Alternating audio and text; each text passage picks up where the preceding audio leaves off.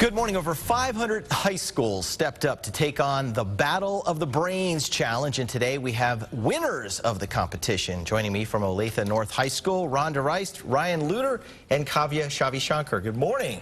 Good morning. Good morning. Hey, Rhonda, Kavya, Ryan, right here. Tell me a little bit about this competition. You were up against how many different schools, and how did you guys win this? Over 100 different schools with about 500 different entries. Our big idea was energy.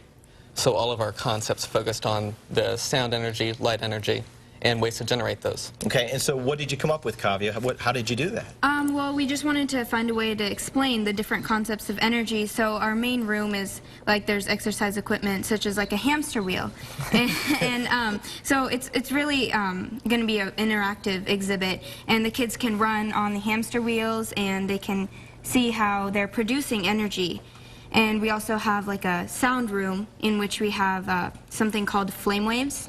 And it's this big long tube, and we'll have propane gas running through it. And from the speakers that are attached to the end, the waves will make different sine curves, and the kids can experiment with it, play different kinds of music, and see how it affects the waves. And Rhonda, now this exhibit will be at Science City, right? And this is where other kids can go try out the hamster wheel. Yeah, but what we were thinking was that the type of things that the kids picked to go into the exhibit are actually the two light and sound rooms are pieces of exhibits or tools that we use in our science outreach program. And so these kids have loved them for years, and so we thought, well, how can we put these ideas together so that you don't have to come to our school or see one of our outreach shows to experience them? And we thought this would be perfect.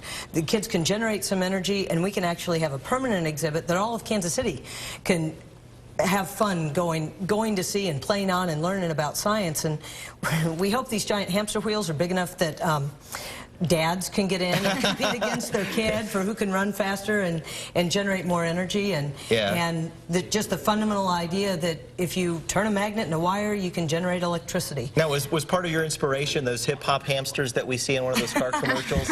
Was that really what, because you wanted to see them run off their little bellies? Only a little. Only a little bit. $50,000 you won, right? That's a lot of money. That is. Yeah. And you use that for outreach or for your educational program at North? Yes, for all of the above. And so our hope is that this one big exhibit will inspire other folks and their love for science, adults and kids.